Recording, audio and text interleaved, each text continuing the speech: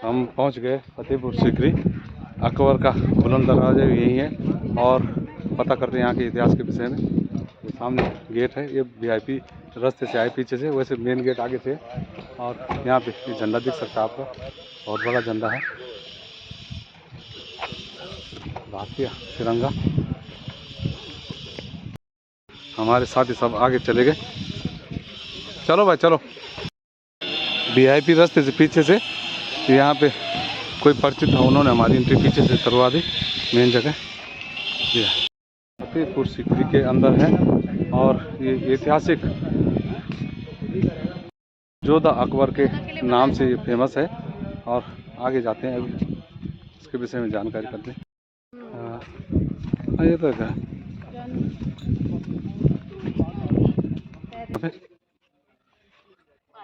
ये सेल्फी भी ले रहे हैं हमारे लोग। ये यहाँ का स्थानीय पत्थरों से निर्मित यह महल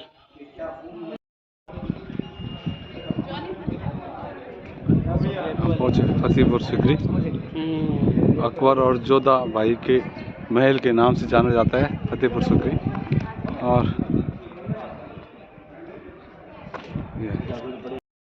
ये है दीवानी खास, राजा यहाँ बैठते थे, ऊपर है पापा। हाँ, दीवानी खास के नाम से जाना जाता है। और यहाँ राजा न्याय वगैरह गोष्ठी वगैरह करते थे। और यहाँ जो है किसी का केस हो कुछ हो तो यहाँ न्याय होता था। ये भवन खजाने की छतरी है और यहाँ ज्योतिष वगैरह बैठते थे राजा के। और ये विभिन्न प्रकार के वो दिखाते थे। 3 कमरों वाला भवन है, यहाँ आंख मिचोली भी कहा जाता है। ये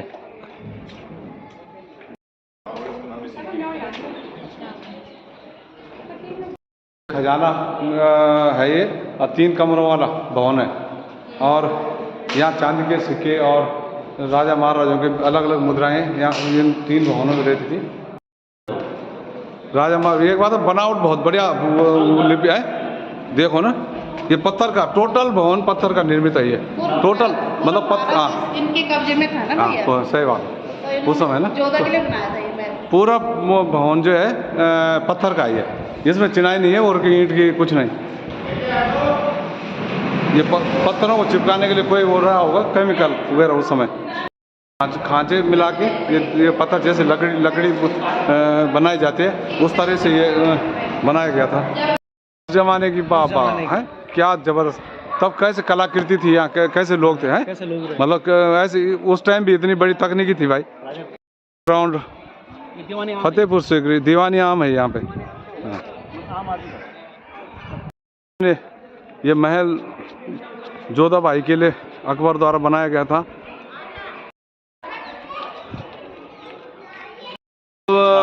इस भवन की ऊंचाई ज़्यादा नहीं है, लगभग 6 फीट होगी, क्यों जी। पर ये बहुत पौराणिक तकनीक से बना हुआ, सैकड़ों साल पुराना। हाँ, ये है पंचमहल। पंचमहल के नाम से जाना जाता है। ये 5 मंजिला है और राजा यहाँ पे बैठकर यहाँ पे नृत्य वगैरह होते थे और ये नर्तकियाँ यहाँ पे नाचती थी। राजा ये राजा का बैठने का स्थान ये था। और रानियाँ भी गुप्त दरवाजे से आती थी और फिर यहाँ पे वो भी नर्तक वगैरह के नृत्य देखते थे और संगीत। पंचमहल पूरा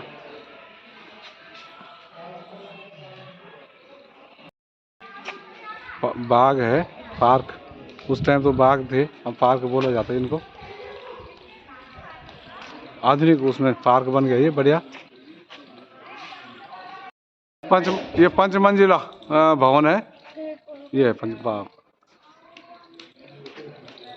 राजा बैठता था ऊपर हवा खाने, रात को चांदनी में हवा का महल है। यहाँ पर आते तो थे, जोधा का महल है। पंचमहल का ये एक तरफ का हिस्सा ये है, बहुत बड़ा। वाह वाह, आधुनिक तकनीक से बना। हाँ। ये था तालाब यहाँ इनका। और यहाँ पे तानसेन जी भी, यहाँ पे तानसेन संगीतकार भी संगीत, यहाँ पे तानसेन भी अपना संगीत, तानसेन के द्वारा भी यहाँ पे संगीत का प्रदर्शन किया जाता था, जो कि नर्तकियाँ नाचती थी और राजा और रानियाँ उनके संगीत को देखती थी। यहाँ चारों तरफ नहाने का है और ये बीच में वो नहा के विश्राम, और बहुत पीछे रबर यूँ को। इस भवन की खास विशेषता ये है कि 7 फीट या 6.5-7 फीट की ऊंचाई, एक मंजिला 2 मंजिल का है वो, ये खुला भवन है थी और ये ऊपर बंद है। महल जोधाबाई का था, आगे पीछे पूरा ये चिड़िया थी और इसमें हीरा और सोना जड़ा हुआ था, ये जो दिख रहा है यहाँ पे। और ये अंग्रेजों के टाइम पे उन्होंने निकाला था, ये सारे हीरा और मोती जड़े हुए थे और सोना, ये चारों इनके स्तंभों में, इस भवन में सोना जड़ा हुआ था। इन दीवारों में हीरा और मोती सोना, ये दीवार ये दिख रहे हैं जो निशान, ये अंग्रेजों के टाइम पे निकाले गए हैं। ये पूरा कलाकृति हीरे की बनी हुई थी। ये यहाँ 2 किस्म के भवन है, एक तरफ ग्रीष्मकालीन भवन है और एक तरफ शीतकालीन भवन है। कभी सर्दियों में इधर रहते थे और गर्मियों में ठंडे भवनों में रहते थे। पूरा बहुत बड़े स्तर पे था ये फतेहपुर सीकरी।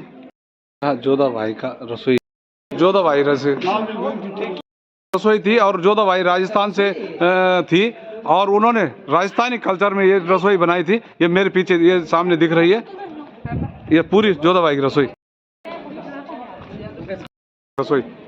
इसमें हिंदू कल्चर से बना है ये और राजस्थान कल्चर है।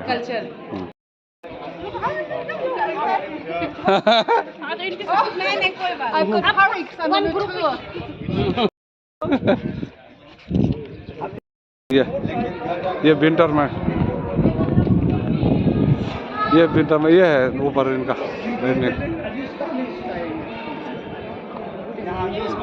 सब चारों तरफ। पीछे है ग्रीष्मकालीन भवन है। इसकी हाइट बहुत है क्योंकि जो 5 मंजिला था उसकी कम थी, इसकी हाइट बहुत है। हाँ ये बहुत, अब टोटल पत्थर से बना है, पत्थर से, मतलब इसमें कोई चिनाई नहीं, कुछ नहीं, पत्थरों की लगे पीस। ये पूरी देखो खंबे, पूरा सिकरी मंदिर था बना रखा जोधाबाई का।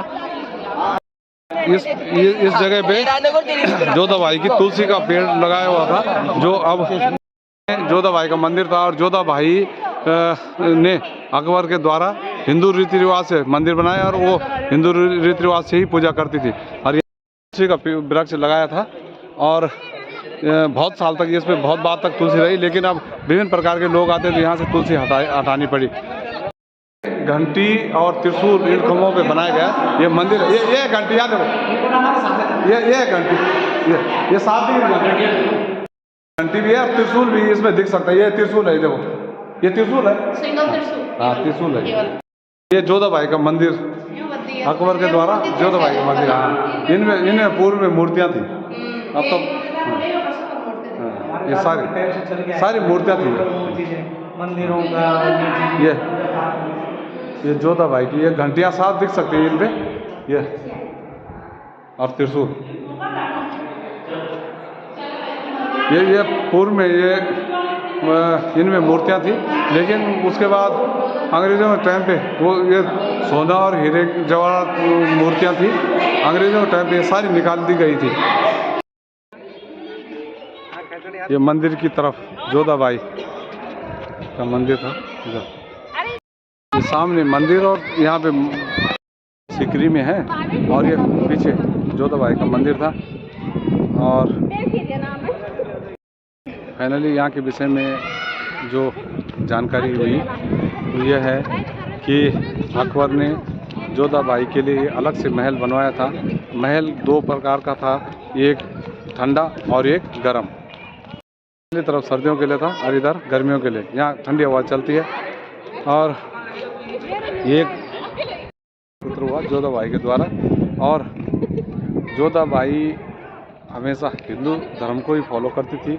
उसका हिंदू रिवाज से रसोई था और मंदिर था, तुलसी थी, और वो स्वतंत्रता थी उसको अपने धर्म की, और अकबर अपने धर्म का, दोनों अपने अपने धर्म का हिसाब से रहते थे। और ये पंचमहल भी है जोधाबाई के लिए। और चारों तरफ जो भी जोधाबाई अपने हिंदू रीति रिवाज से, और मंदिर हो चाहे रसोई हो, सब अपने हिंदू रीति रिवाज से कार्य करती थी। यह अकबर और जोधाबाई के प्रेम की निशानी है ये भवन, सीकरी है ये। और अब फतेहपुर जाना है।